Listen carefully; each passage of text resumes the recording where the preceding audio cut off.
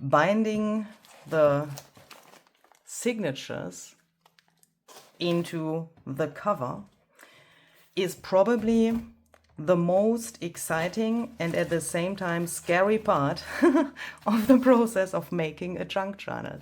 So let's do this together today. And in this video, I would like to share some of my tips and tricks on how to make a hidden spine for a junk journal and how to get all of these gorgeous papers here into our cover. This is Luise Heinzl. Welcome to this video. Don't forget your junk journal medicine. I think for this step, junk journal medicine is very important. Yeah, we don't want to freak out. But I think there are many little things which could make us freak out. To avoid that, we need junk journal medicine and some tips and tricks, okay? Because I think, and I'm saying that because I read that so often under my videos and with your comments. There are many people who say, I want to make a junk journal, but I'm scared about this whole thing with the cover and bringing the signatures into the cover. And I had a lot of questions about this thing which is called hidden spine, which means that you don't see the thread of your binding on the outside of the spine. And I want to go into detail about that in this video as well, because there have been so many questions, and I had the feeling, perhaps it's just a feeling, but it comes from your comments, that a lot of you think, oh my goodness, I can't do that because it's too difficult. Yeah, but I would like to try to give you a really simple guide in this video on how you could make that as well. And a quick little note. My first junk journal I made in 2017, I think, was made with a hidden spine. So the first journal I made, I made with a hidden spine where you can't see the threads here. Why am I telling you that? I'm not a genius person. Yeah, I just thought I will do it and I will see if I can do it. And then when I had it finished, I thought, okay, it worked. I had my journal, I had a hidden spine, but I also had some things where I thought that could be improved for the future. I made mistakes, yes, I made a ton of mistakes with that journal, but that is also a thing which needs time to develop. And yes, you could have some things in the end where you say, okay, I have a journal, I have my signatures in there, but there is something I don't like. And please accept that. That is normal. And I think it takes a little bit of time to find your way of making a journal binding. And you could also say, if I have this here, it's not so important to me that I don't see the threads here. Yeah, then don't make a hidden spine. Yeah, then just sew through the cover and you have the threads here. Obviously, there are arguments for not having the threads here, or if you say, I don't care about those arguments, yeah, then make a spine which is where the threads are visible. Yeah, I don't say that a hidden spine is the non plus ultra. Is that also English? In German, it's non plus ultra. Hopefully that is English as well. It's not the end of the world if you make a journal without a hidden spine. Yeah, but this video is about how to make a hidden spine, and I want to show you some things I found out which can be really helpful. So again, what is a hidden spine? We have our cover and we want that our signatures sit in here approximately later like so. And when they are in here, we can't see the thread which we've used for the binding here. Yeah, because if you think, okay, I want to put my signatures in there, I know I need thread, then you could think I can just sew through this material here. You could do that, but then you would lose the, well, not lose, but you would change the look of the spine.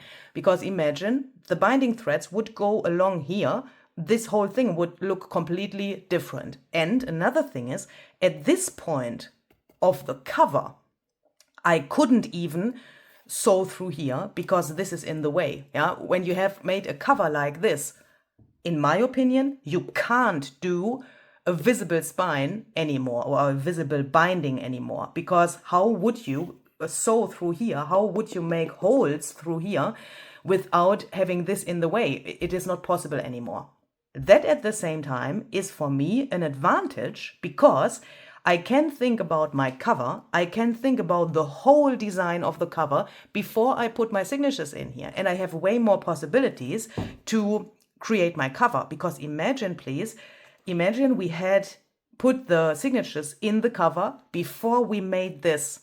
Then it would be really, really hard to do this technique we've made here on the cover. There's a video, by the way, about this as well. If you're new here, there's a playlist in the description box about this journal, which is my Poppyfield Avenue journal, by the way. So if you are here because you've searched for hidden spine tutorial on YouTube and you are here by coincidence and out of context, check out the playlist if you want to know more about the journal. It would be nearly impossible to do something like this on the cover when the signatures are already in there. So that gives me also some advantages to think about making a hidden spine, because that is at first glance a difficult thing, but when you look closer, it gives so many advantages that it's even good to learn how to make a hidden spine. So what we did in the last and in the video before the last video is making this cover. If you want to see how this was made, please watch the other two videos where I have shown you how to construct this from scratch, and where I also have shown you how I made this here. Is this decoration necessary to make a hidden spine? No, of course not.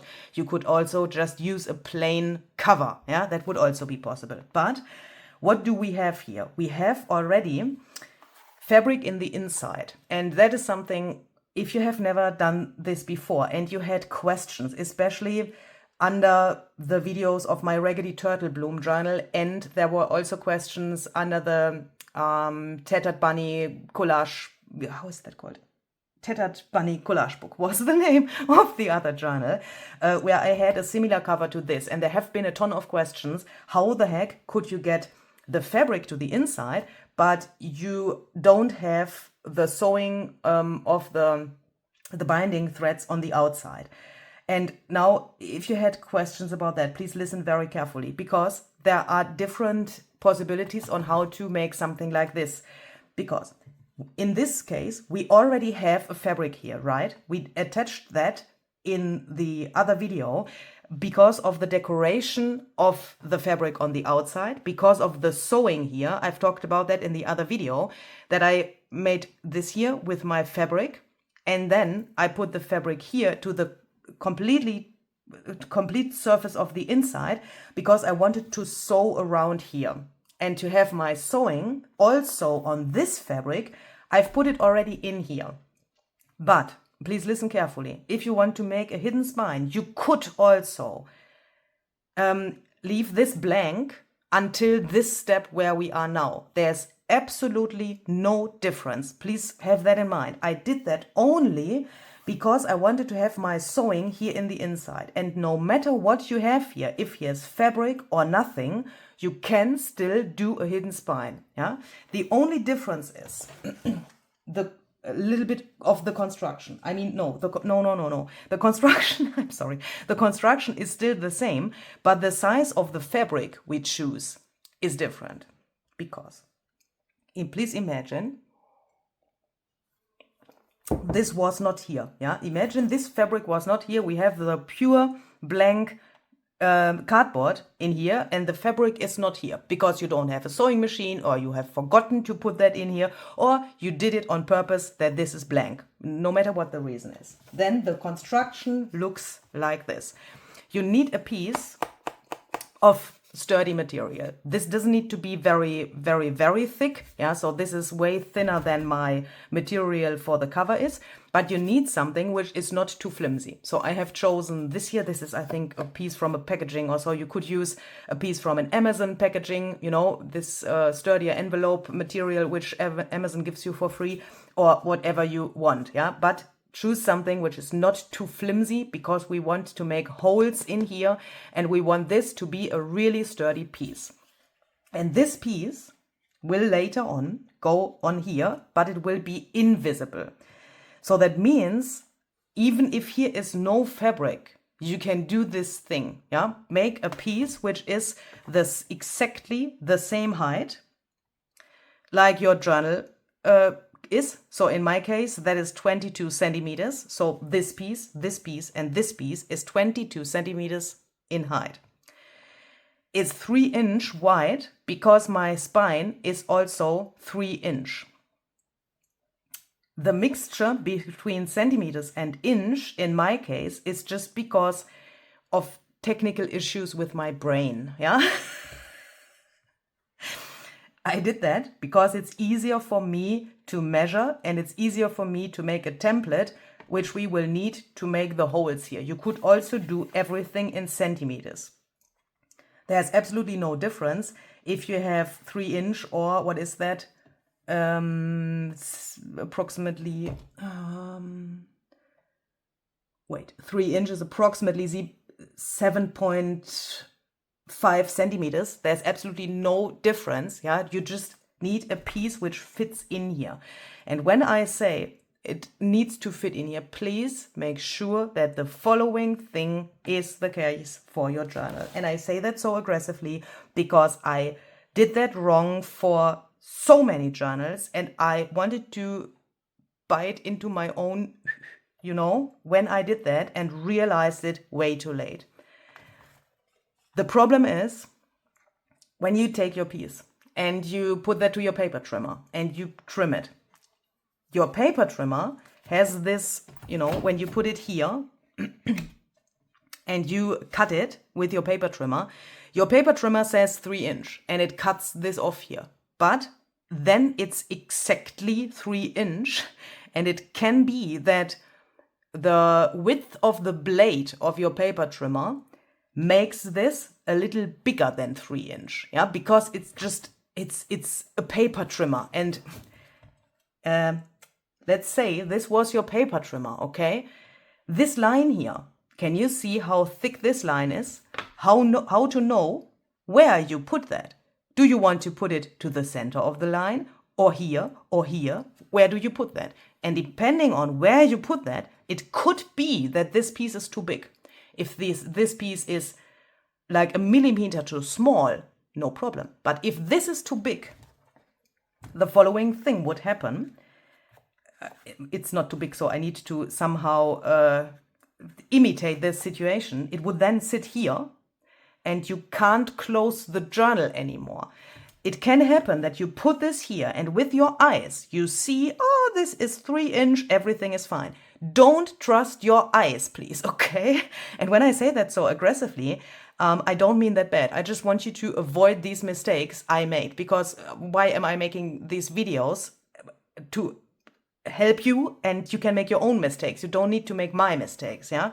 So when you have this here, take these and do this and look if this closes really completely without that it, here there's a little bit of Spannung.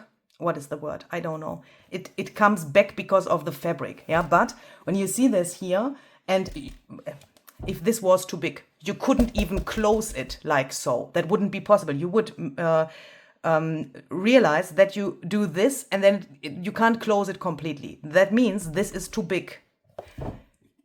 Take your finger tool and do this. If you can do this, everything is completely okay. Yeah, press it together here and try if you can do this. If you can do that, everything is okay. If you have problems because it's too tight in here, take this back to your paper trimmer, please, and cut the smallest little piece off here, yeah, put it in again and try it again, and then you see that it then fits in here. So that is the first thing we want to have, this piece. Then we said, imagine this fabric was not here. Yeah, if your cover is still blank on the inside, then just now take this piece of fabric, which you want to put to the inside to cover all of this up so that you have a nice inside of the cover. You can then just take a piece which is this size. Yeah, just this size and everything will be covered up. Or perhaps you have done it like I did it here. Then take a piece which is either I will cut this to size in a second, which is either the width of your spine, like so that this is then, this piece is then covered up by this and it looks nice here as well. Or what you also could do is, and that is something I will not do, but I want to show you that you could do that. Please imagine this was bigger. Let's say this was like this width.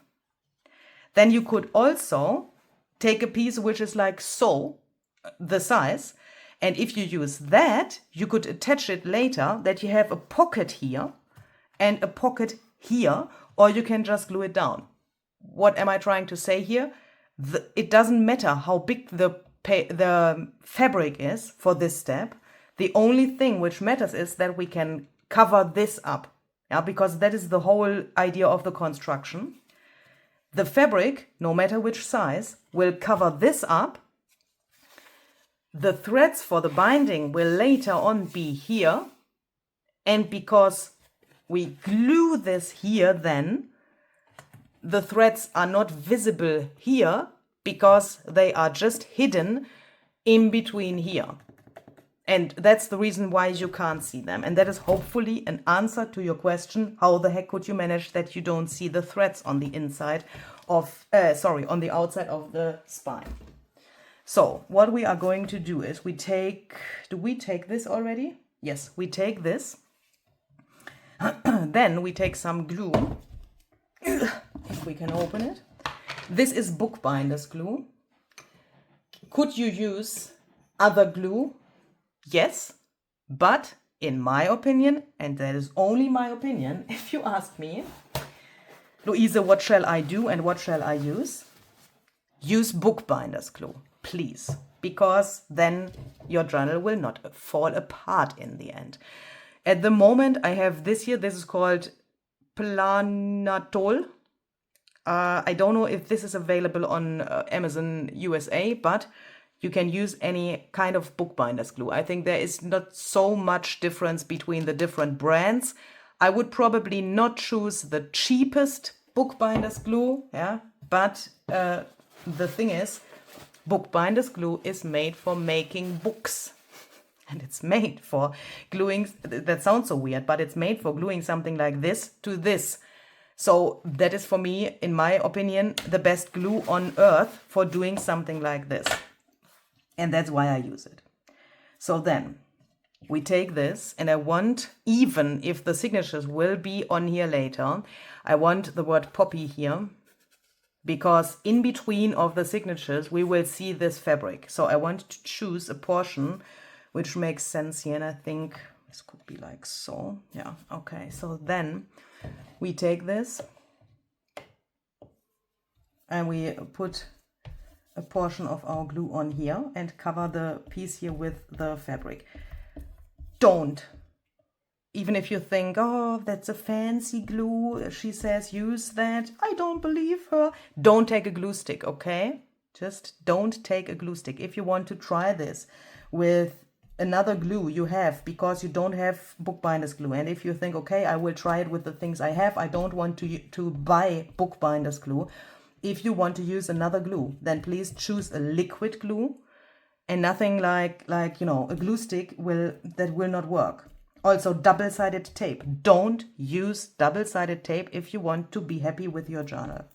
That sounds so weird because, I mean, I don't get money for suggesting bookbinder's glue. I don't get money for suggesting this or this or that, yeah? It's just my personal opinion and what I experienced over the years. That is all. But I love you, each and everyone. And I don't want that you have bad experiences. I'm so sorry, I need to concentrate that I want that this frayed edge is here, but at the same time, I want that we see this here, because that will be visible later on this edge. This should be a little bit straight. So I'm saying that because I love you and I want that you have fun with the things you have on your desk and that you have a sturdy journal in the end. Because why am I making these videos? Why am I showing you this? I also could do that off camera. and just do it secretly and then say, here, it's bound. Find out by yourself how to do it.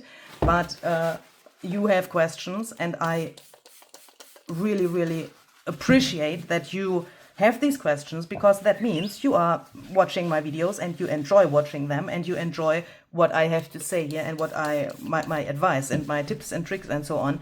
And obviously I don't want to leave you alone with these kind of things. And at the same time, what I say here is only my personal opinion and what I found out over the years. I'm not saying that this is the one and only way to do it. Yeah, there are, of course, other ways to do it, but if I tell you that this works, then it works. And I say that because I'm really a freak when it comes to the sturdiness of something. And I wouldn't make a video about how to do this if it wasn't sturdy. Yeah, so you can be sure if you do it like this and follow my tips, then your journal will be sturdy. That sounds arrogant, but it is what it is.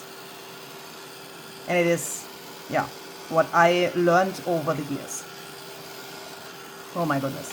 I can already see the trolls commenting under this video.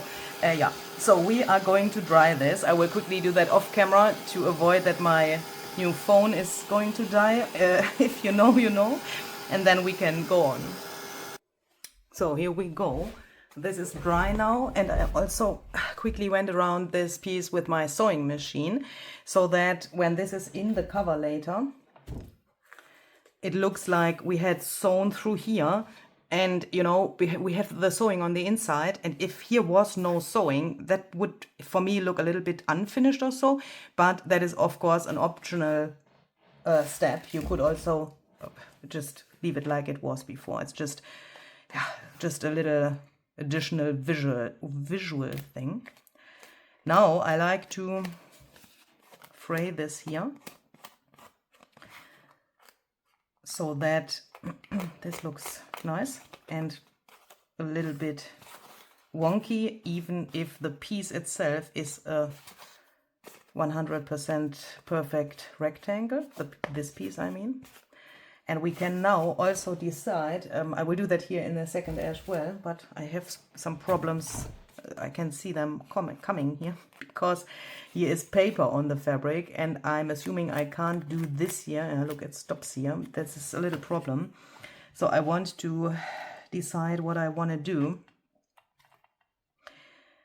Here, when I put this in here, you can see when I close the journal, there's no problem with these little fuzzy things, because that is thin and it's like nearly like feathers or so. It's not there. Yeah, it's not hindering the cover to close. Here, if we would glue this here on here later, I'm assuming that could be a problem. And I can only recommend to do this trick here. Again, yeah, if I put it in here now, I can feel it's a little bit tight. It's still, I can still move it, but it's on it's on the edge somehow. Do you know what I mean? Width-wise. And if I would glue this into this slot later, I would get a problem. So as I said, you could make this fabric here as big or small as you want. I mean, you want to cover this up. But if this was like so, no problem. If this was the biggest size, no problem. Then it covers everything up, and you could then cover your blank inside up. But if I have something like this, I need to decide what to do now. And in this case, I think we are going to take our scissors. See. And we cut in here, and that's the width of these little guys here, and then we tear this off and hope for, yeah. Oh! Tear carefully. Oh my goodness, this is the fabric is not yeah, the fabric is not straight on the piece. Make sure that you tear carefully. But this is even good, I think. Oh, this looks interesting. Then it's not so regular, but please make sure that you don't tear so much that you see this here. I mean, you could, of course, ink that. If that would have happened now, you could ink that and then it's not visible. I mean, it's a junk journal, yeah? And especially with this journal, I'm happy to have these things, which are irregular, because it just fits the theme of the journal and the whole style of the journal. But what happened here is I have paper here on the fabric. And that's because of our little session where we turned ourselves into a fabric designer. And because of that, we have that there. It looks cool, but is it possible to have it here? Let's check. Put it on here. And if you see something like this, do this. Yeah. And do this. If this is possible, everything is fine. Yeah, that is absolutely no problem. And if this would be here in the air, that's just cool.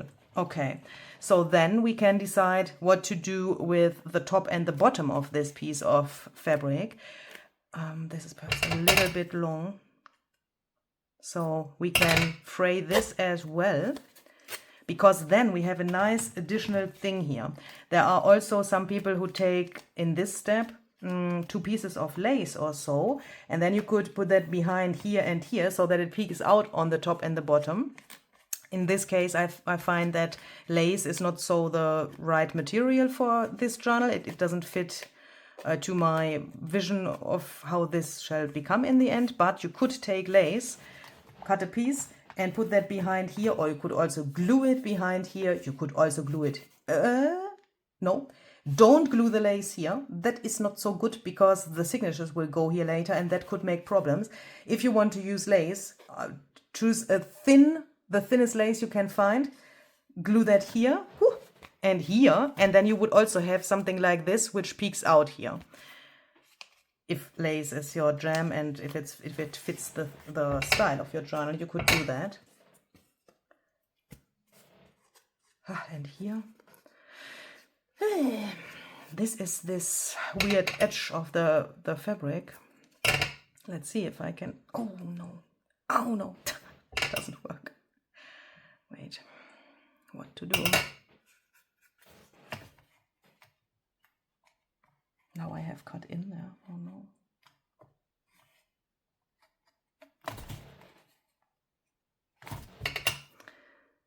I will just do it like so that this edge, that it looks frayed until the very top, like so. And then I will leave this edge here because I can't tear this. This is the original edge of the fabric and it's stiff. I can't tear it, but I think it would look cool if it was like so. And then this is like, how is that called in English? Like a book band, I think. It's the thing. Yeah, I think that's okay. So when we have that and everything fits, we can take this.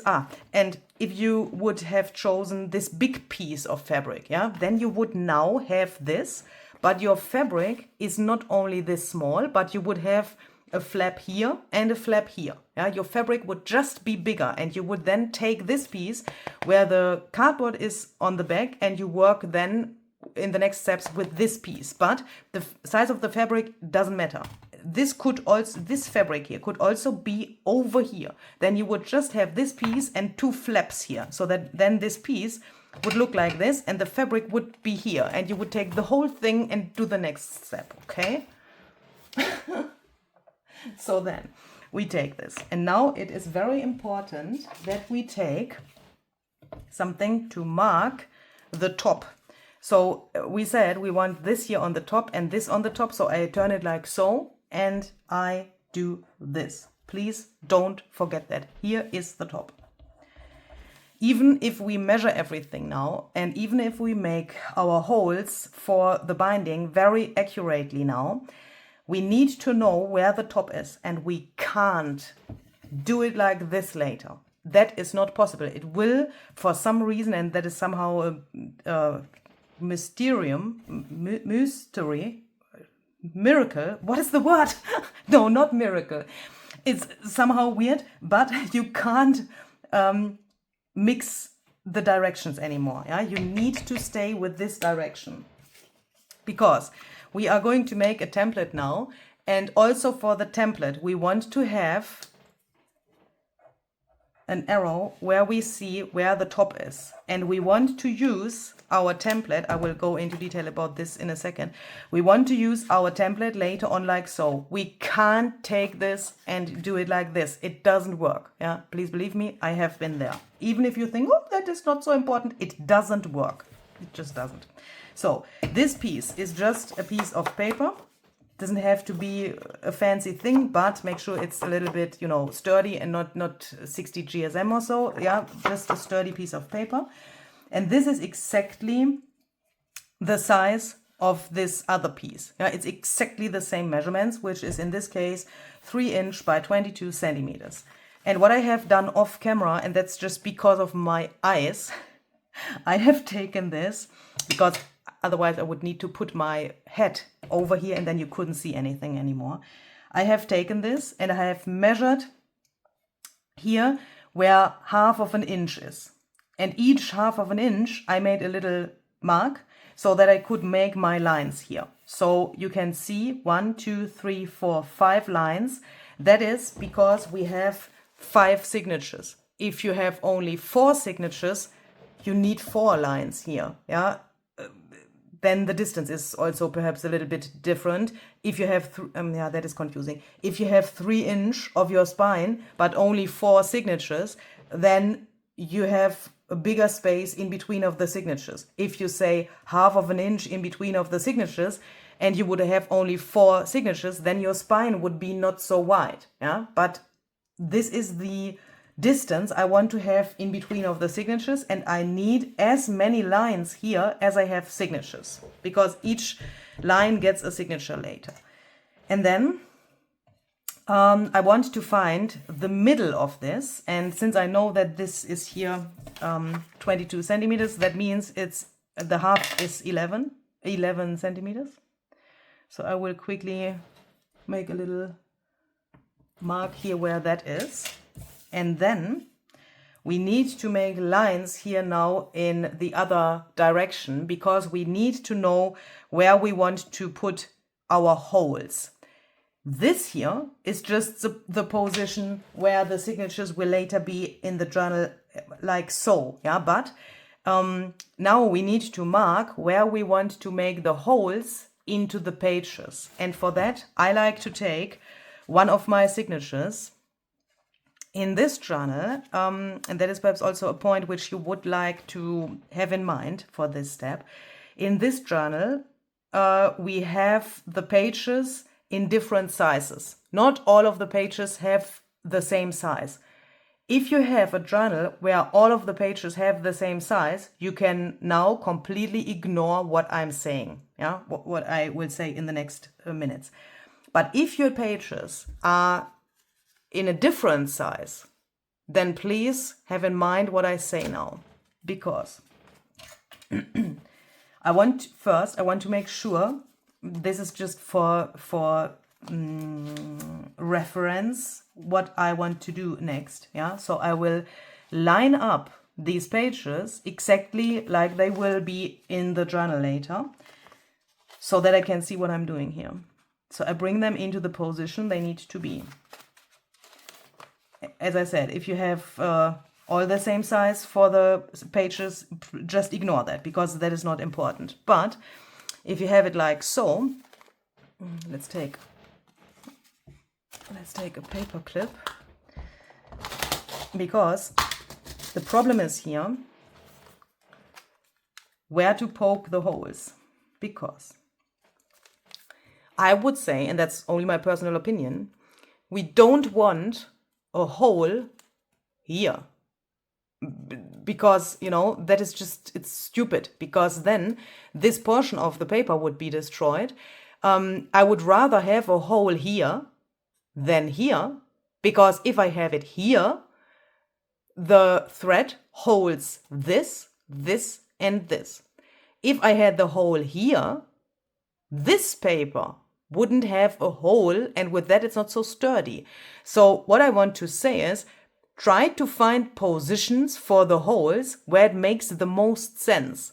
Let's say you measure here somehow because you have seen another tutorial about how to make this, and there it was perhaps not so clear for you what they said there because you haven't done it yet. I don't say that the other tutorial was bad. Don't get me wrong, but perhaps you do this for the first time and you don't know where to pay, to which things you want to pay attention.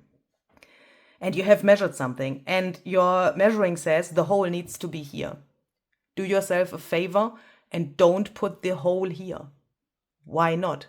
Because here, from here to here, where the paper ends, there's just this tiniest little bit of space. Yeah, let's say the hole was here and you pull accidentally on the thread a little bit too much and this hole gets bigger. What does then happen?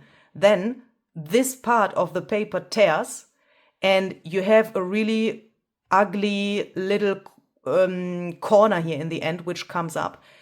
I would prefer to just put the hole here, for example, or even here, so that we have more distance on this paper. And if you pull accidentally too much on the thread when the hole is here, nothing, absolutely nothing can happen. Let the hole become bigger accidentally, not on purpose, but accidentally, and nothing will happen because you have still this amount of paper here, which secures the whole thing. Do you know what I mean? But if you put the hole here and it tears, yeah, then this stuff here looks absolutely shitty in the end. Sorry when I say that, but it's like that. And since we have our papers made all in the same way for the signatures, we know that this little paper here is always the same size. Yeah, look, when I take another signature, this is exactly the same for all of the signatures. Here they are not lined up yet, but you can see it's the same size of pages for all of the signatures. If you don't have that, and if you have here other measurements for the pages like here, take each signature separately and make these marks separately for each of the signatures. There's absolutely no problem if here the holes would be, for example, here, here, here, here, and here for this signature, like so, they were on a different spot. Absolutely no problem. Make the holes where they make sense and not where you have measured. That is my advice, because I have been there. And I had journals which have been falling apart because of stupid rules I had in my head. And because of not ignoring the rules. Just ignore the rules. Then everything is going to be fine. So we are going to put this here. And since I have all of the same sizes here, I can use one signature as a reference. If I would have different sizes in each signature for the pages, I would take each signature separately and do this step separately for each of the signatures. But I have the same sizes, so I can use this as a reference. Everything is lined up. And now, when we put this here, we can see that we have a little distance here and here. That is obvious because we made the cover a little bit bigger than the pages are. And because of that, I want to center this. You could take a ruler. If you have made 121 journals in your life, then you can also eyeball that. And that's exactly what I'm doing here. But I want to take my time for this. This is important because we need what we do here later for making the holes. So what I'm doing now is I'm taking my pen and I make a mark where the pages end. So that means I have now this here and this here. And now I'm going to take a ruler. And I just make this a little bit longer so that I can see it on this edge here. Here the same. So that it just touches this edge. And later on, when we make the holes, this is this black stuff is the space where the cover is. And the signatures shall sit in between of this black stuff. It's like the frame for the signatures, yeah? And that means we ignore, for the measuring now, for the holes, we ignore this and this. But later on, it's important where we place our template, and for that, we need this. But that will make sense in a second. So we take this, we make sure that here's the top. The signature goes on here also in the correct direction. So that means here's the top, and this is the direction of the signature. We don't put it like so, because that is upside down, and that will then not work. Then we put this here in between of our black thing. And you can see I have the center here. The center of this white piece. That was at 11 centimeters, and that is the center. I would like to try to get my holes spreaded equally here. Is that necessary? No, we make the holes there where the holes make sense. But if we can spread them equally, then we will do that, okay? So then, here is the center, but this is just for my orientation. And now I want to make 6 holes in total. So let's see where it could make sense. I would say,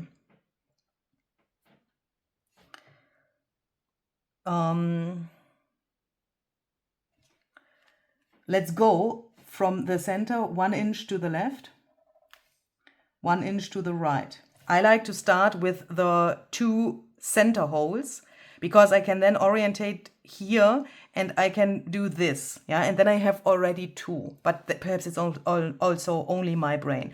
And now we need 2 more here and 2 more here. And I would say we go somewhere here. So what I just said, that this is not too short, so that is then here 1¼ inch from this away, but that is just for my orientation. I just look here how much it is, but I don't use this for making the hole, but I look where it makes sense, and then I look where it is here on the mat, so that I can then mirror it here. Do you know what I mean? So that I can see here it's 1¼ and I can go from here 1¼ which is here, so that I can then make my mark here. Does that make sense? So that this is then the same distance. And here I would say we go to the center of this page. That would then be here. And since it is impossible to measure that here, we will just do it like so.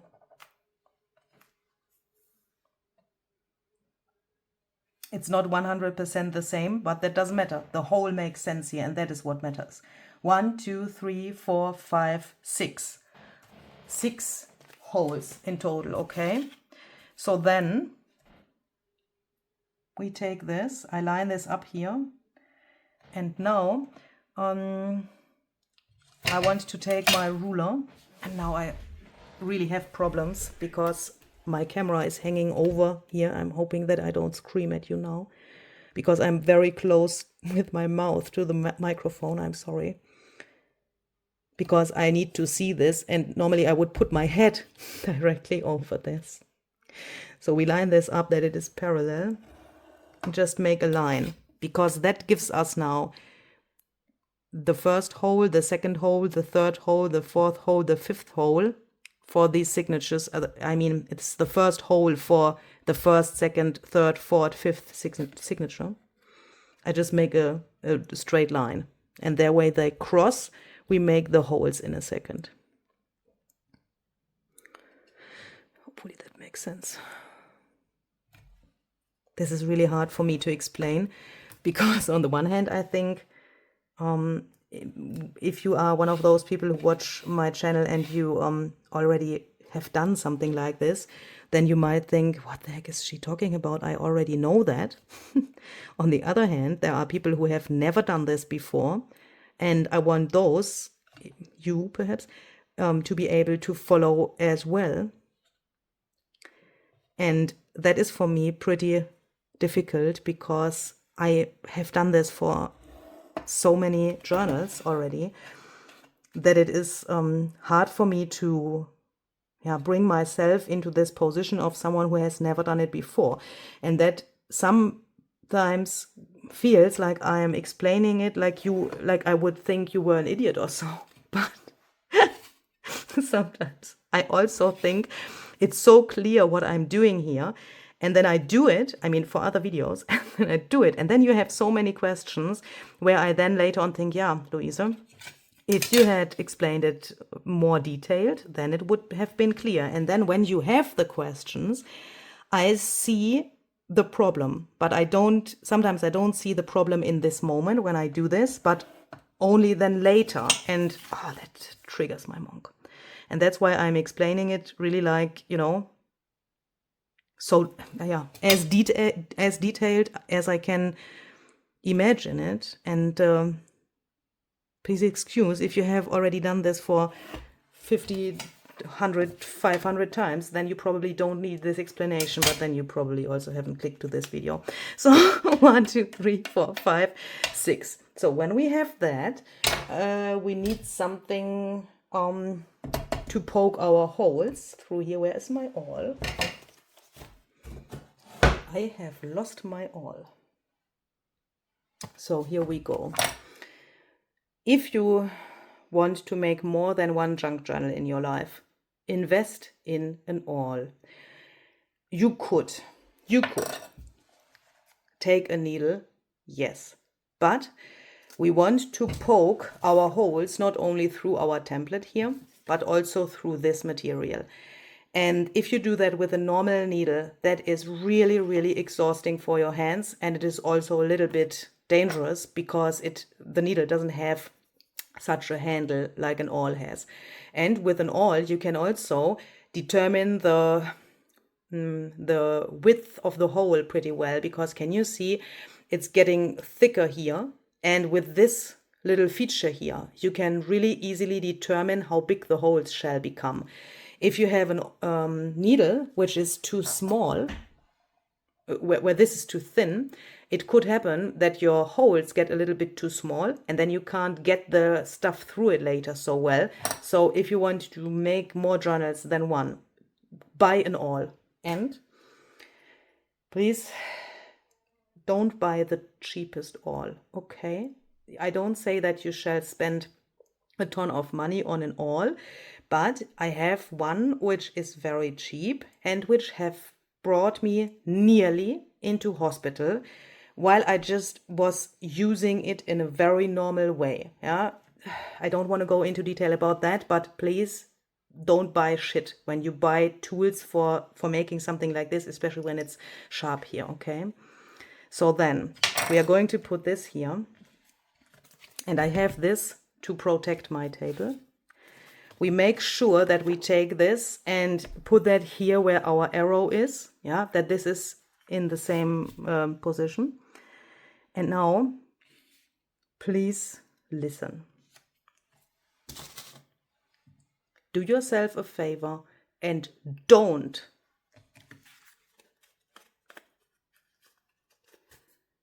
do this. Just don't do it.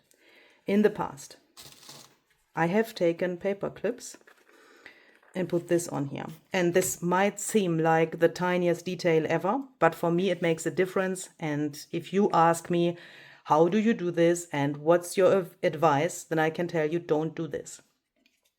We want to hold this piece of paper in place. We don't want to move this while we make our holes, because this is our template and we want to have the holes in the cardboard. But when you put paper clips here and you try to poke in here, I will not do it. Wait.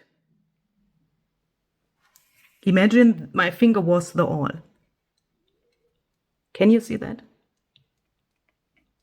The paper clip is obviously here.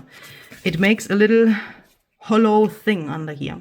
And if you poke in here, it can happen that the hole later on is not in exactly 100% the same spot. It just wrecks my nerves when I have such a wiggly woggly thing here.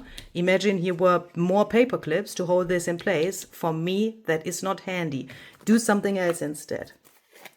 Either press this here so that it is in the correct spot. Give me a second, please. I want that this is really accurate. Make sure that it is lined up 100% exactly. Okay, then put it here.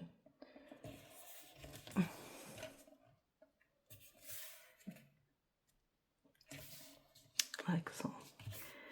Then take your awl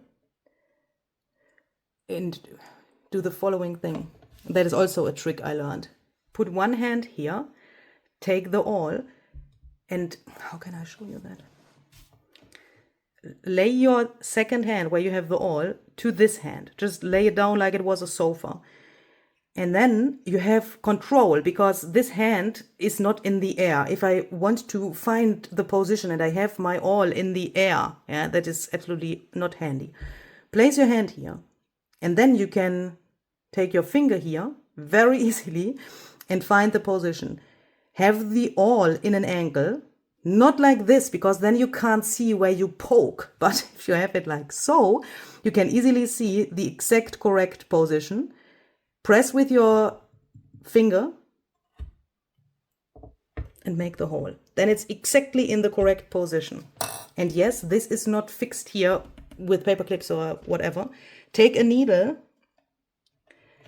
or a pin or something and put that in here. You can even fix it like so, like with a little nail or so. And then you could do this here on the bottom as well, and put another needle in here when you have made your second hole. And then this piece can't move anywhere. Where shall it go? It is fixed here and here if you have two needles there, but you don't have the paperclip problem that it comes up when you poke through here. Alternatively, you could take a very low quality double-sided tape and just tape it here and there so that you can later on take it off again. But no matter what you do and no matter how you help yourself with this step, you need to be able to remove this paper in one piece later. Yeah? You don't want to tear it apart. And I like to poke these holes with this trick. Either I put my hand on here, yeah, and do it like I just have shown you, like so, or I like to take it to the table here, put the awl into this angle, and then just poke like so. And no, the hole will not get wonky. Of course, wait. When you have this like so, this is only for orientation where to poke, yeah? I do it like so, without pressure. And then I turn it around without pressure, and now I press, yeah? Please don't have it like so and now press, because when you now press, the hole is like so in an angle, but you want to be the hole to be like straight in the paper, yeah? So angle to see where this is. No pressure, pressure. Angle, no pressure, pressure, and so on. And with that, I do the whole sheet here. And as you can see, I don't have a second needle here. I don't have double-sided tape. I just press this paper down because, yeah, I've just done it so often that I don't have problems that this moves. But you could take double-sided tape, or you could also take a little tape over here, yeah, and then later on remove that. That would also be possible if you are afraid that you could move this. But even if I would take it off now, you could easily put it back by just poking through the template and finding, I mean, then you can see where the holes are. Do you know what I mean? That would be absolutely no problem. So then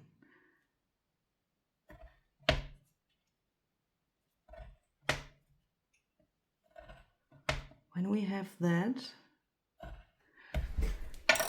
we can take this off and then we can be happy that we have these holes here. And now we can see that on the one hand, the holes are pretty small, because what happened, we have taken this is pretty sturdy, and this is sturdy. And that makes that you would need a ton of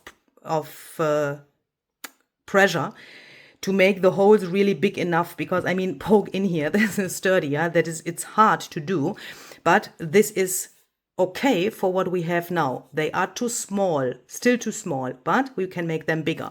Because what we also can see is that here on the other side, the fabric comes up a little bit.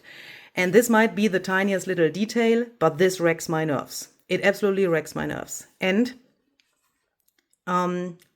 if I would, and I will not do it because I don't want to destroy this, if I would poke through here now and the hole would be bigger, slash, if I would have poken with more pressure in the step where we had the template on, then I would press this through here, and this problem would be even bigger. We would, I mean, you can feel this. This feels like a little, what is the word for pickle? Like a pimple, I think is the word. And if I would make the hole bigger from here, this thing would be like a little hill. And that would make that the signatures can't sit in here so well later. So what I like to do is I take my awl and I go through here from here, because that way I can push the fabric back. Can you see how perfect this hole looks now? Oh, I'm so proud. Look here, can you see that? It is nearly invisible on the one hand. It is too small for what we want to do. And we have this little hill here. And here, it's just flat now. And the hole looks perfect. So what I'm going to do now is I go through all of these. Take your time for that. And I make them a little bigger so that my needle, which I want to use for binding, can easily go through here later, okay? And for that step, oh, I need my chair back, I'm sorry. Oh, my back is killing me at the moment. So for that step, an awl is really helpful, because you can see it's getting thicker here, and you can now, depending on how far you push this through the hole, determine how big the hole shall be. And that is why I said, if you want to do this more than once, invest in an awl, because that way you can easily do it like this. And then I also like to put my finger here, make sure that you don't poke yourself, but I can then feel how long this piece is. And with that, I do this behind the that feels so weird. But I do this behind the cardboard, and I know, okay, I can take it out. And this is approximately the same size of the hole like this. Yeah, because I can just feel it. You can also do it like so. And then, you know, when I then do it like this, I can feel it's the same thing, and then it's just perfect. So I will do that for all of these holes to push the fabric back and make these a little bit bigger. Okay. Shall we, before we forget that or can't do it anymore later, quickly ink this? I think that would make sense, because I've inked the inside of the other fabric as well. And I think it would look good if this was inked as well. So this is just ground espresso archival ink. Okay.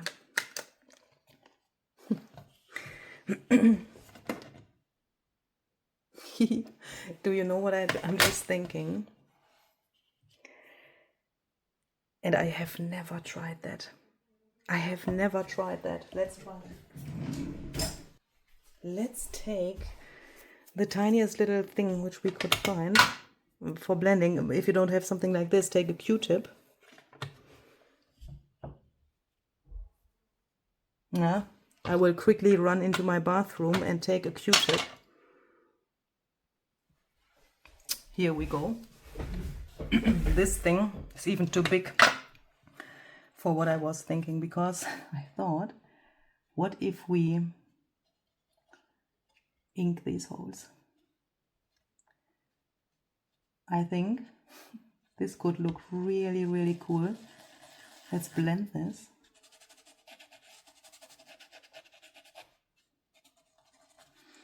That could give a really nice addition. And on the other hand, we can see the holes better. This takes a ton of time, but hopefully it will be worth it. I mean, that looks cool, doesn't it? Okay, so then, when we have that, we also need, for the next step, we need this, and we obviously need our signatures. And what's really helpful, and don't freak out if you don't have that, but what is really helpful is this thing. This is a book cradle. I bought this on Amazon years ago, Amazon Germany, and it's not existing anymore, so I can't link it for you, but search on Etsy. There are people who sell something like this. Perhaps you can find it somewhere else. I have even seen people who have made something like this by themselves. So you could also try to search on YouTube for DIY book cradle tutorial or something like that. If you don't have this, you could take your signatures. Sorry, the paperclip is here. I need the paperclip here for... Okay, now it's gone. I'm sorry. Now it's gone. You could take your pages like so and poke the holes in here like so by taking your awl and, you know, put it flat to the table and then go through here like this. But if you want to hear my opinion, if you want to make more than one junk journal in your life, try to find something like this, because when you put this in here, it's just so much more handy. And when you poke the holes here, they get way more accurate than if you would put that to your table and poke like so. Yeah, and I would say it's even also not so dangerous, because when you poke here, it's really easy to poke into your finger, and if you have it here, nothing can happen. When you poke through here and then the awl comes out here, nothing can happen. But why I have this, the main reason why I have the book cradle is that I can put it in here and my holes are in the correct position every single time, and my holes are straight through this fold. Because when you do it like so and you poke through here, it can happen when you have the awl in an angle which is like so and not like this, that you then don't come out with your hole here, but for example here in the page, and that is nothing you want, believe me, because then everything is absolutely wonky in the end and you will scream and cry. Okay. And the next thing I want to do is I want to bring my signatures into the right order. I think, if I'm not mistaken, I already did that off camera. Let's see. Yeah.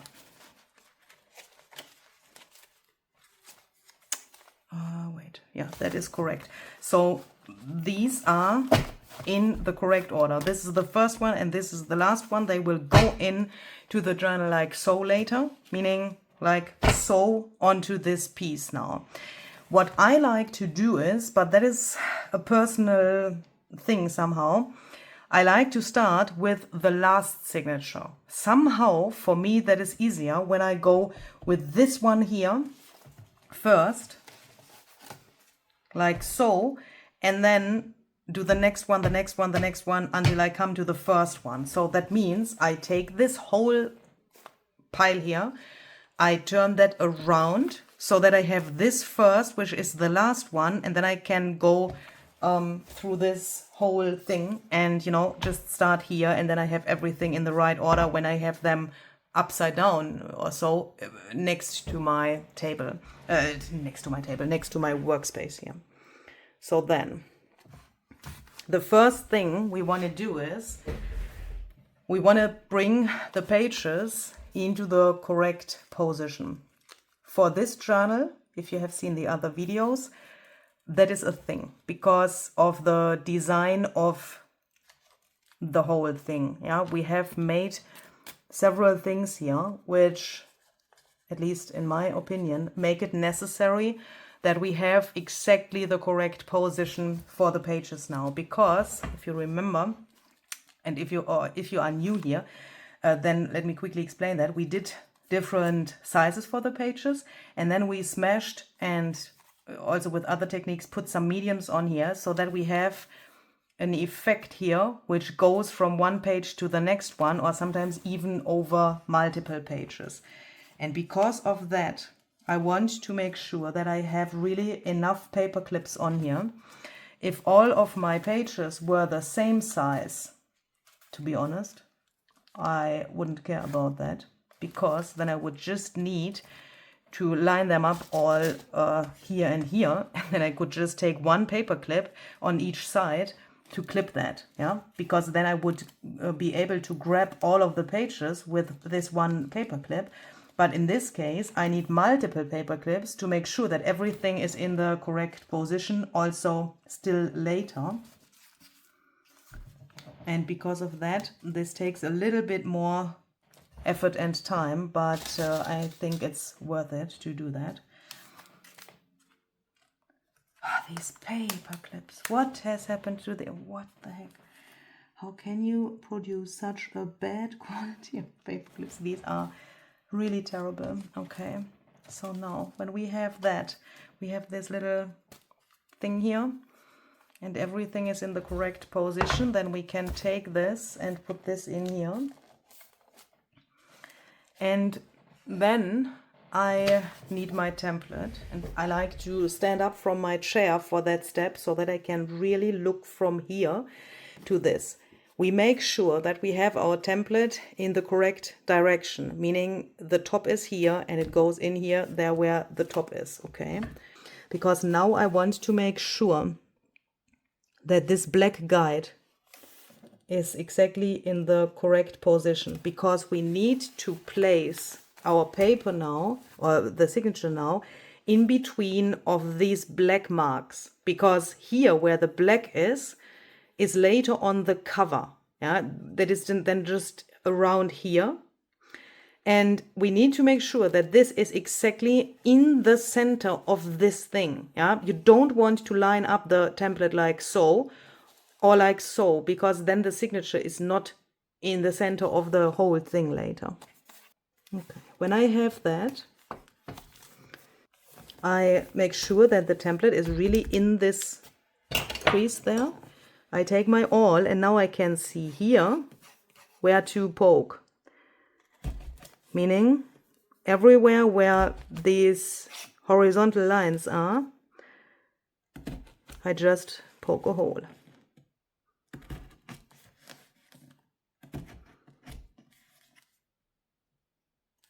Like so. Then we can take this and put this aside for a second. We take the signature and a thread. How long does this thread need to be? That depends on your nerves. I like to take this and just take a long piece of thread, because I want to sew the signatures in with one thread. If you would take the signature and you take one thread per signature, that would also be possible. You would just need to make more knots to secure the whole thing. But I like to just take a thread which is really long enough, and then I just go for it, even if the thread is very long and a little bit difficult to handle, but that is just like I do it. Where's my needle now? I lost my needle. Here we go. Please, do what feels comfortable for you. Okay, so here we go. Then I make multiple knots here on the other end. And these knots need to be, I want to have one big knot, but how to do that? Make multiple knots, yeah, so that it's big enough that it can't slide through the hole. I'm starting at the bottom hole of the last row here, from the outside of this. So from here I go through here, and because I've been there as well, make sure that this thing the whole time is facing you. Don't do it like this. Yeah. Don't put this facing you, because this is what we want to hide later. We want to see this, and we need to make sure that the signatures are sitting on here later like so, because then when we put that into the journal, this is visible. Yeah, and I say that because I made the mistake in the past that I accidentally had it like so, because I could see the holes here, I could see here's the top, oh, la la la, and then I have accidentally sewn my signatures on here because I was so concentrated on sewing them in that I just mixed up the direction. So then we have that, we make sure. Oh, it feels a little bit too small. We make sure that our knot is big enough that when we pull on here, this can't come out. Yeah, that is very important. Please make sure, take your time and try this out, that it is not too small, otherwise we will get a problem in a second. Then we're going to take the signature. We know this is in the right direction, this is in the right direction. Don't take it like so, because then the pages are upside down. Then I go in here on the bottom hole, and I think here happened something. Oh no. That is interesting, but perhaps a good example. Here happened exactly what I didn't want to have. Can you see that? I don't know why that is, and I don't know how it happened, but it happened. Here the thread now goes exactly there where I don't want to have it, and that's here on the very edge of this paper. I would have loved as if the thread would have been here or here. What did we measure there for the, what is that? I mean, now it's too late, but I would be interested in how that happened.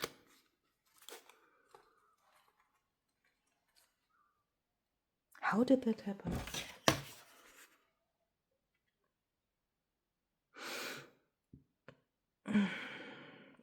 I have absolutely no idea how that could happen, but it is what it is now, and we have to live with it now. It is not the end of the world, but this is something I will definitely put to my note paper, you know, where I make my notes for the next journal and things I want to have in mind when I do something like this again. And when I put it down there, I will pay attention to this thing next time and try to avoid that, because that is something which already drives me crazy. It is not the end of the world. The journal will not fall apart because of this mistake, but it's not what I want to have for the future. So then we ignore that so that we don't freak out. What is this?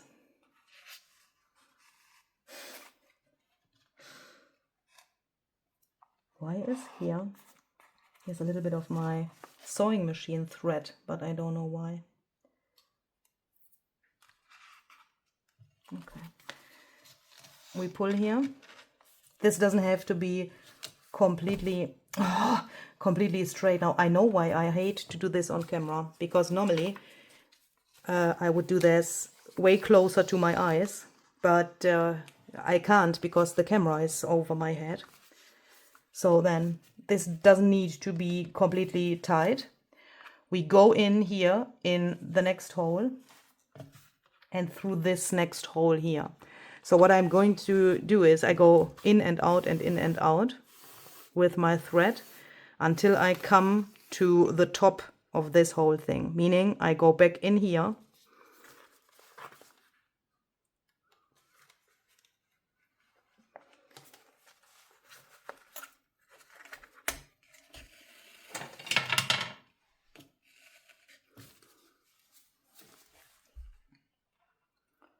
try to see this here. And please believe me, if you don't need to make, oh my goodness, I'm so sorry, I freak out in a second. I just can't see it. If you don't need to make a video, please believe me, this is way easier. For me, it's really hard because my eyes are getting better and better with each year I have in my life, and I would need to go over this with my eyes way closer in order to see this correctly.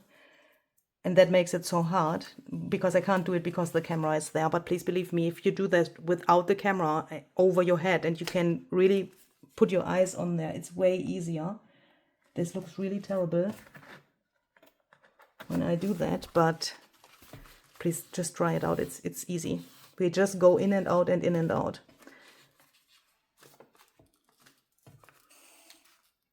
Like this. And here again, in here.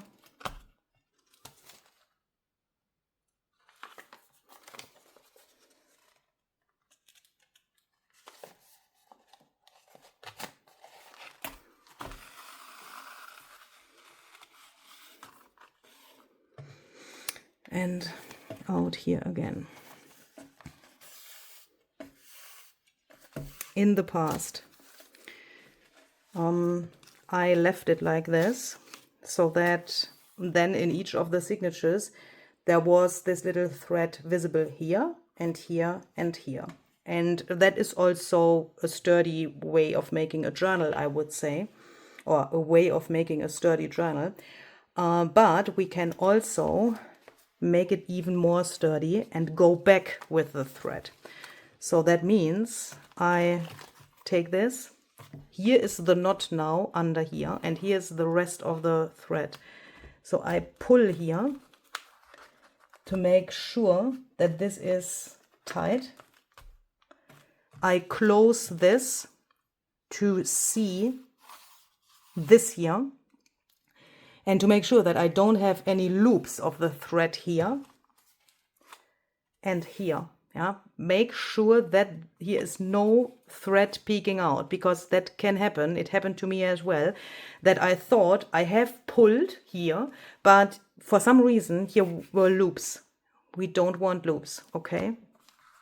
Because then the signature is not tied in there later. So when we have that, we can then take this whole thing and we can then go back in here. So I come out from here, go back in this hole and do the same thing to the again back to the bottom, so that then here the thread is along the whole way in between of each of these holes, and that makes it, I think, even more sturdy, because then the thread doesn't only push here or pull, how do you want to see that? Not only here, here and here, but also here and here. And then it's the whole way where the thread is holding the signature on this spine piece, if that makes sense. And that's why I changed my binding method a little bit for my last few journals I made, because I have the feeling that that is even more sturdy.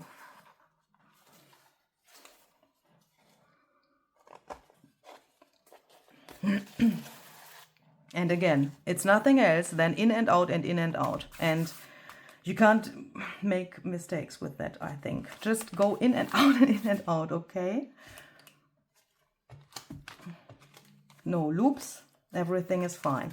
So then, there was a question where I found out that I didn't explain this thing in the past well enough, because that question was there multiple times. And the question is, how the heck do you come from here now to the next row? Do I need to make a knot here, or how the heck do I come with the thread when it's so long to the next row? I think I haven't explained that well enough in the past, so let me do it here a little bit better.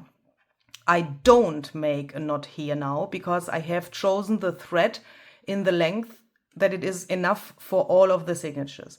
If you have a shorter thread, you can make a knot here now. Just go through here. I mean, you could even do that for securing the whole thing. Yeah, let's say you want to have it extra secure, or this is short, the thread is shorter.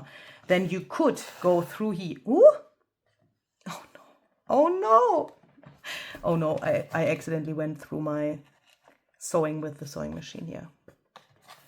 I'm so sorry. Let's go a step back. Let's just go a step back. So I just went through here, yeah, like so, to put the needle under here and leave a loop when you do this, like so. And then you could go through here and with that making your knot if the thread was shorter, or if you wanted to have this extra secure.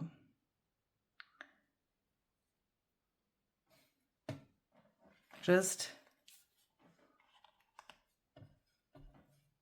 pull here, and if my thread was short and I wanted to stop here and take a new thread for the next signature, I would make more than one knot here, like, you know, as much as it seems to be necessary. What is this? Okay. But even, and I'm just realizing that, oh my goodness, thank you so much, because without you, I wouldn't make this tutorial, and without that, I would probably not think about that so extremely now. This is even helpful when the thread is so long, because now this signature is there where it is, and it can't go anywhere. This can't get loose anymore because we have the knot here, and that is cool. That is cool. I will do that in the future as well, because then I can take my next signature now, make the holes and put it in here without having the danger that this can get loose and the thread could go back there. That can't happen anymore. But even if you don't make this knot, how to come from this here to the next signature now? That is very easy. Take the needle and just go to the bottom hole in the next row, just like this. And then we have the same starting situation for the next signature here on the inside, because we are here now on the bottom hole, and we can go up and down with our in and out method, like with this signature as well. And we have the same starting point here because the thread is now in the inside again. This here looks weird because it's not straight. Doesn't matter, we will not see that later. We can now just take this, put this aside. Oh, that makes me happy with this knot. Oh, that makes me so happy, because when I have put this aside, I always paid attention that I don't, you know, accidentally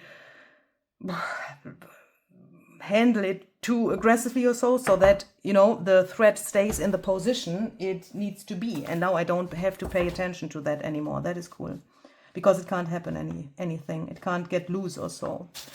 So then we take the next signature and bring these papers into the correct position with our paper clips. Okay, here we go. Then we take this again. We take our template.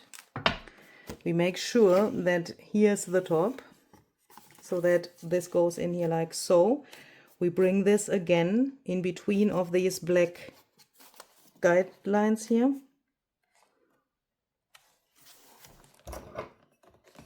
Poke our holes.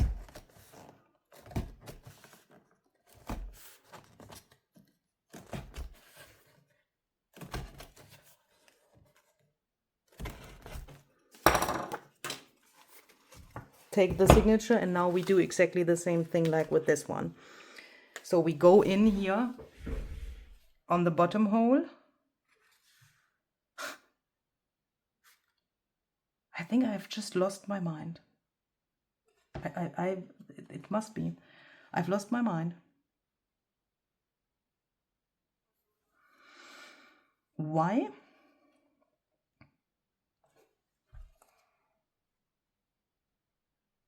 Why is this?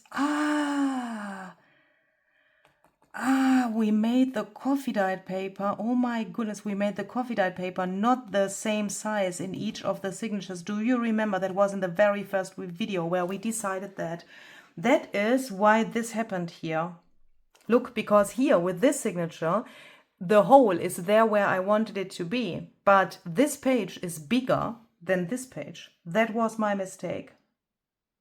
Okay, now I can sleep again. Not now, but when I want to sleep. Because that was now in my head where I thought, hey, what is that? But that is the reason. I forgot that. I'm so sorry. So we go in and out and in and out again. But it's good that we make those mistakes, because then we learn something. Without mistakes, we wouldn't learn anything.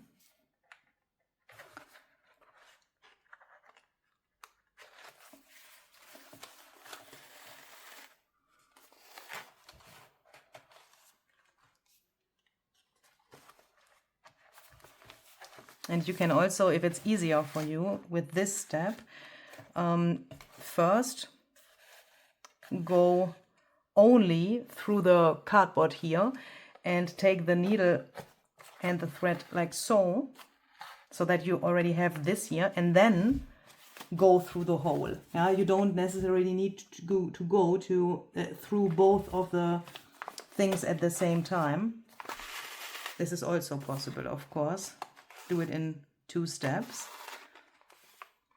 But if I have my needle here like so, and I can see the hole here clearly, then I just go through it, and then, you know, it's done in 1 step. But that's perhaps also something you want to practice a little bit, and then you could get better with that as well. So we pull here, and that's also perhaps another trick. I like to pull here first, like so that this gets tight. Then here's the loop.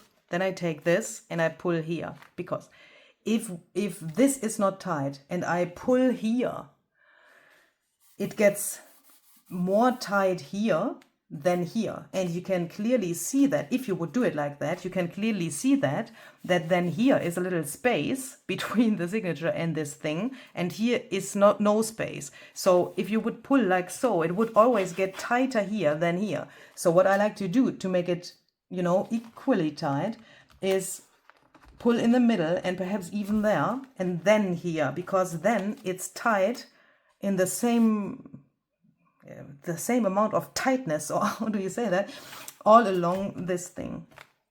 So then we do the same thing. Now we have only these, and then we go back through the holes and in and out and in and out, so that we have our second row of the thread here. How can I say that?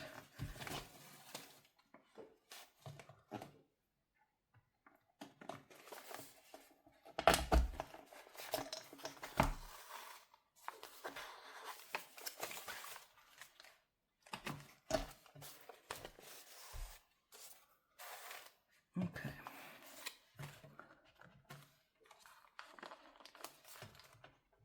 Pull. Here shouldn't be any loops because the first round was already tight, but I like to control that anyway, so that I'm really sure, you know, double checking is always better than crying in the end. Then we make our little loop here, because we've just learned that a knot here is very helpful if your thread is shorter than mine, or if you need to take a new thread here, make sure that you have really enough knots to secure this here.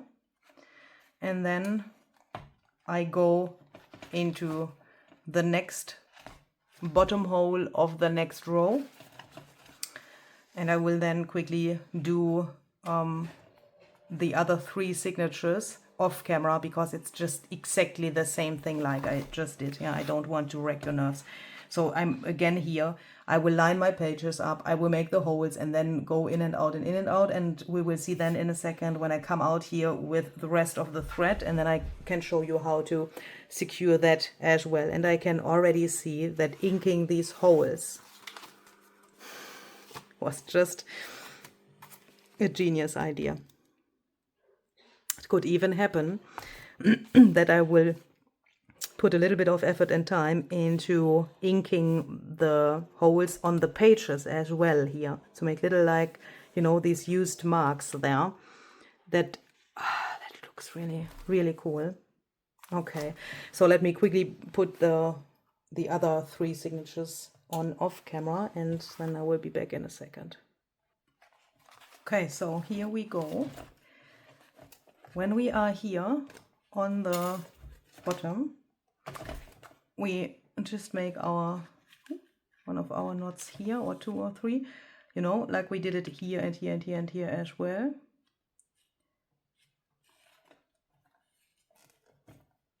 so that this can't move anymore. And then we have the same situation like with the other signatures as well.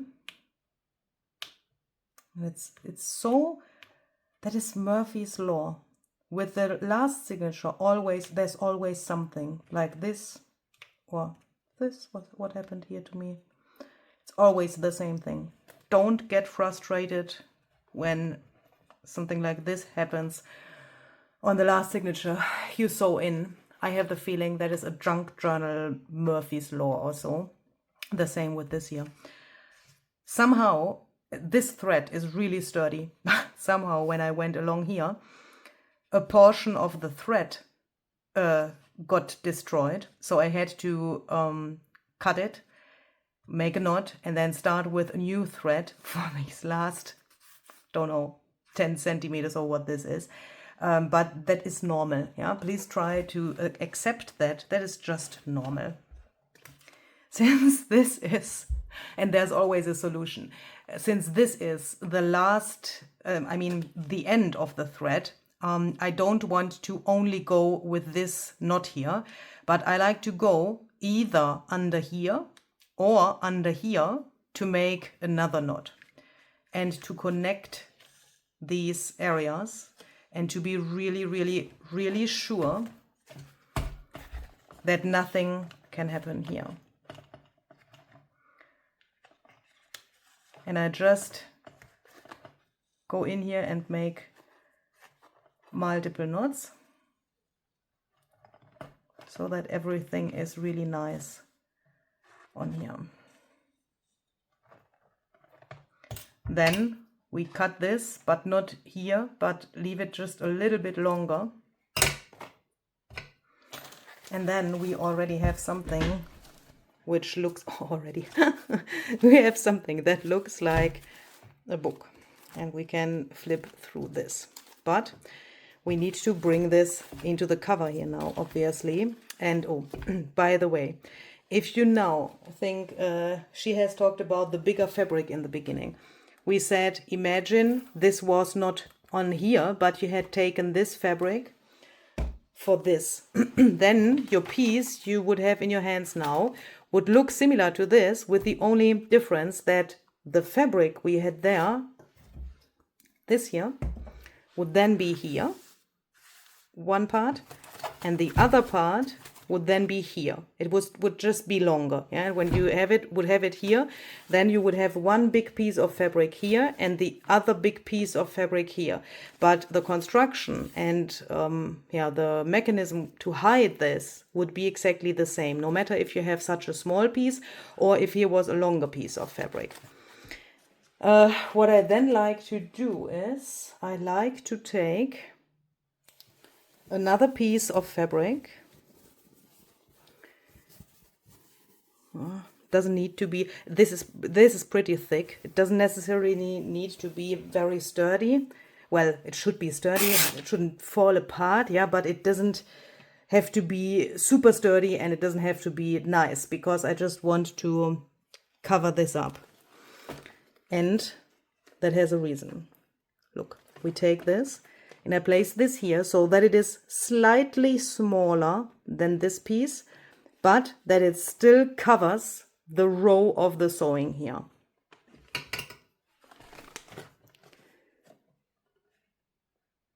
Then it's just a little bit slimmer than 3 inch. And also here I cut it that it doesn't peek out on the top and the bottom.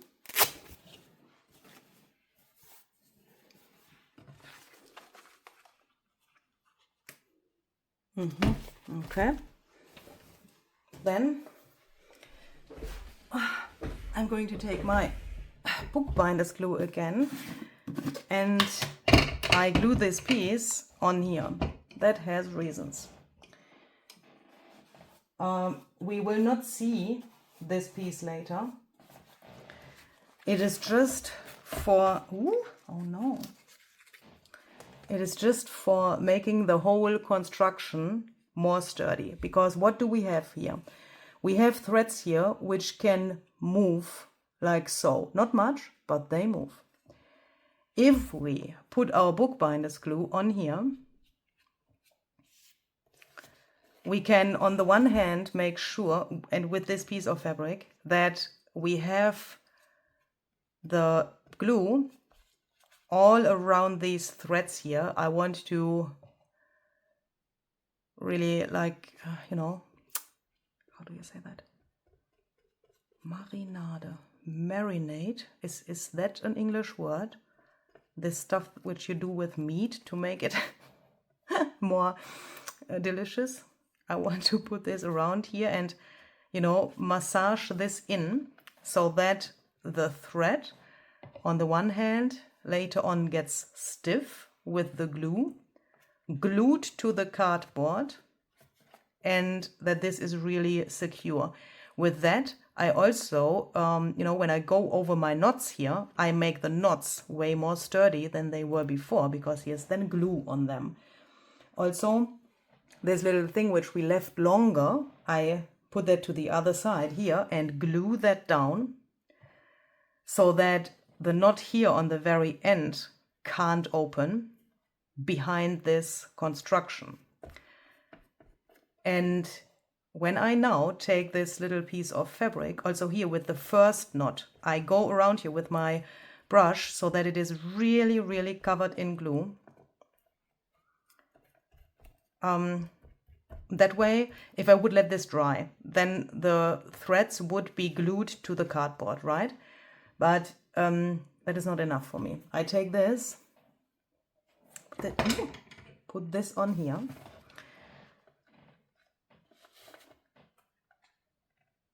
And now I make sure that this is on here really well. So that means I massage this in with my fingers so that I really can see these threads and that I'm sure that this fabric is like, you know, hugging these threads. And that has a reason, because we will glue this here into the cover in a second. And because of the height of the threads, the thickness of the threads, this piece is, yeah, only partially glued to the thing later. Do you know what I mean? Because when this is higher, this can never be in the cover 100% glued in every single spot to the cover. We will not see that later, and it will not fall apart later, but it's a fact. Because when this is higher, where shall the glue go? How shall I press it down? Yeah, it will always be that there are little spots I will not see later, but where no glue will be. Sometimes glue dies, yeah, even if you have glued it into your journal really, really well and you have paid attention to everything. It could happen that for some reason it isn't glued in so well, and it could happen that this thing will fall out from your journal for whatever reason. It has never happened to me. Never, never, never, never. But if it would happen, this piece would still be one piece. If I would leave this out, then the threads, when I glue it into the cover, would be glued on this, right? And if it then would fall out, my threads would get loose. And I couldn't re-glue this without taking everything apart. But with this method, and perhaps that is only in my mind, I have, for me, the security that this is in there for, if it falls out, just in case it falls out, this is still one piece, because here nothing can happen. And if this is not glued properly to the other piece, then this whole thing will fall out, but my binding will stay intact, if that makes sense.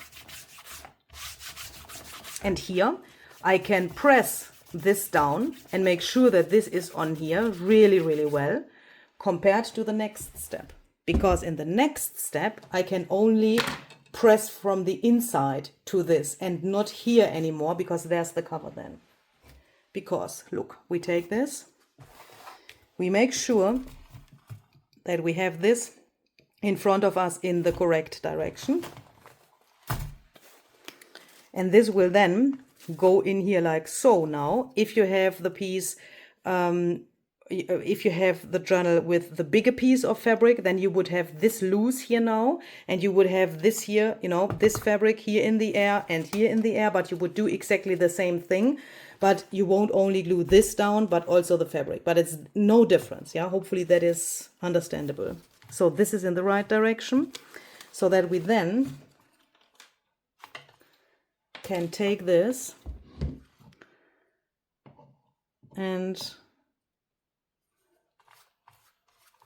put a good amount of glue on here.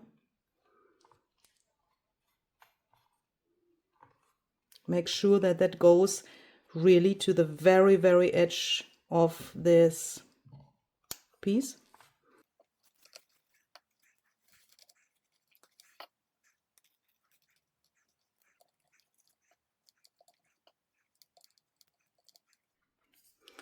And I like to also put a bit of glue on this piece, just to make my life easier, so that I can move it around a little bit better, and that my wiggle room is enough.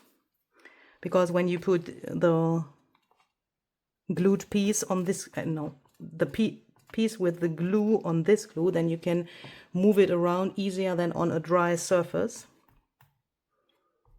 This doesn't need to go to the edge, because it's already on the edge on the other piece. This is just for, you know, slippery reasons. It needs to be a little bit slippery to be so that I can move it around. And then I take this, and please take your time with this. We put this here,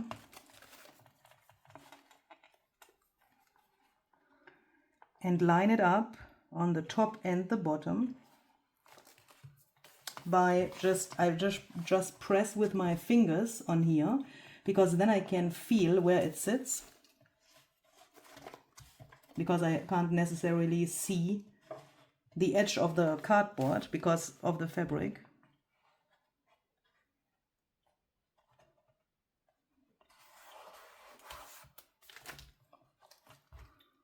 And we also want to make sure that it is in the center. Oh, and with this poppy flower on the spine, it's not so easy, because it's a little higher here. But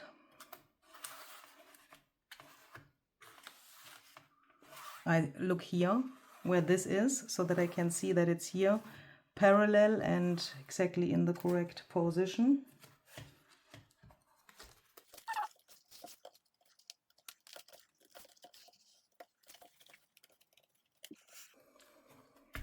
And when I have that,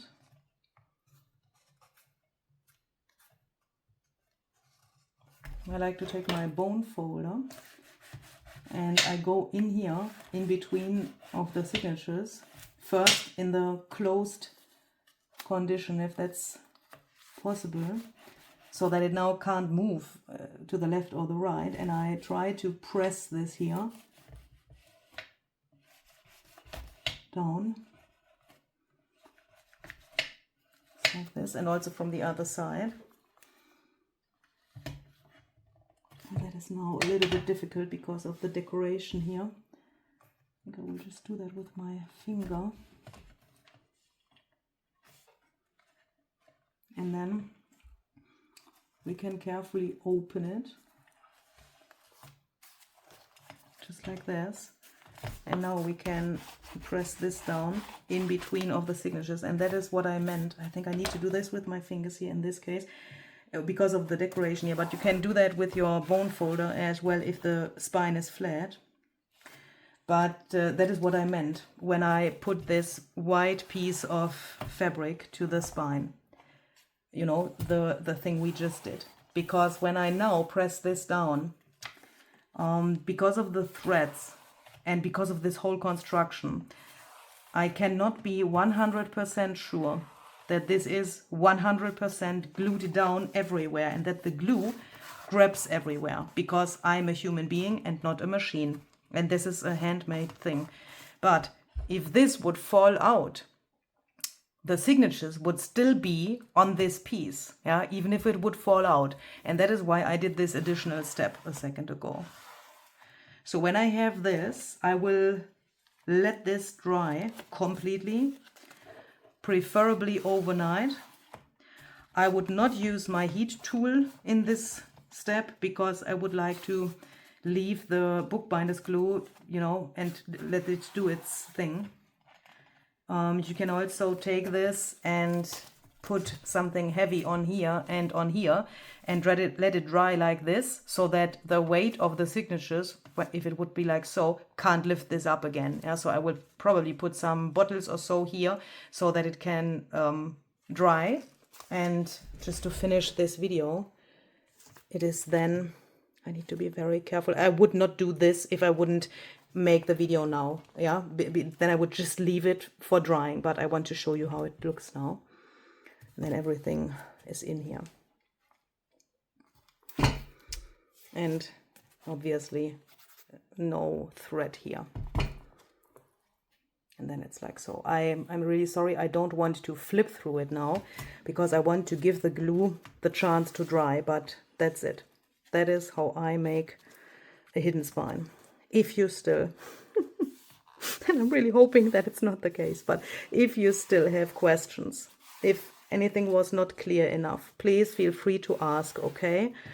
This was very detailed, and with that I'm hoping that you could get some information from this and that your questions are answered. But if there's still something you want to know or which is not clear or where I haven't explained it well enough, please feel free to ask, okay? Just write a comment under the video and then I will either answer that with a separate video or in the next videos or so, or as a written answer under your questions in the comments, okay?